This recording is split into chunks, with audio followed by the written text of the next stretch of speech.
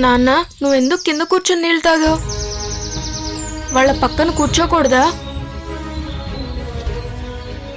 చూడయ్యా, మనకి స్వతంత్రం వచ్చి 60 ఏళ్ళయింది. మన ఇళ్ళేమో ఇంకా ఊరి చివర్లోనే ఉన్నాయి.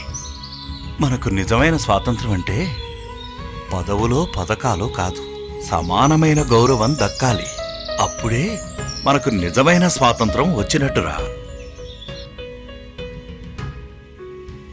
చదువుకున్న పిల్లలతో పని చేపిస్తున్నాందమ్మా. ఏం చేయమంటారు సార్, ఉద్యోగాల్లో ఏమీ లేవు.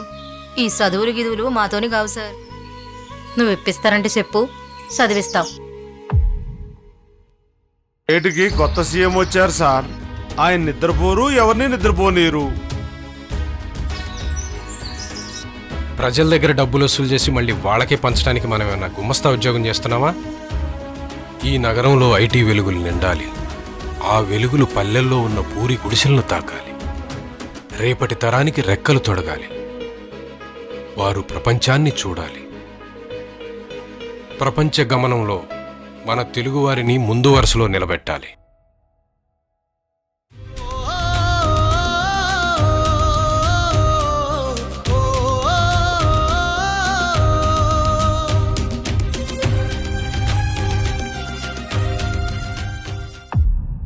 అను చూసావా, విజన్ 2020 అంట.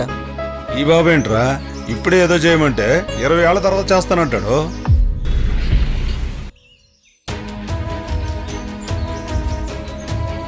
ఈ బండల్లో మైక్రోసాఫ్ట్ వస్తుందా? ఐటీ ఉద్యోగులు ఈ బండల మీద కూర్చొని పని చేసుకునే అవకాశం కల్పిస్తున్నారా?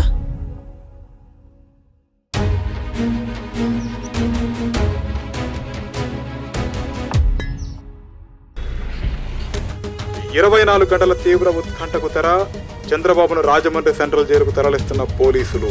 చివరకు తను కట్టించిన జైలుకి తనే వెళ్లనున్న చంద్రబాబు. మీరిన్ని కష్టాలు, అవమానాలు భరించాలా అన్నా? ఒక్కసారి బయటికెళ్ళి చూస్తే మనం చేసిన పనుల వల్ల బాగుపడ్డ లక్షల కుటుంబాలు కనిపిస్తాయి. నన్ను నమ్ముకున్న వాళ్ల కోసం ఇలాంటివి ఎన్నైనా భరిస్తా. అనుకున్నది సాధిస్తా. అమరావతి నిర్మిస్తా. భవిష్యత్ తరాలకి మరో మహావృక్షాన్ని బహుమతిగా ఇస్తా. సాగే విజనరీ, ఇది తెలుగోడి డిక్షనరీ. సాగే విజనరీ, ఇది తెలుగోడి విక్టరీ.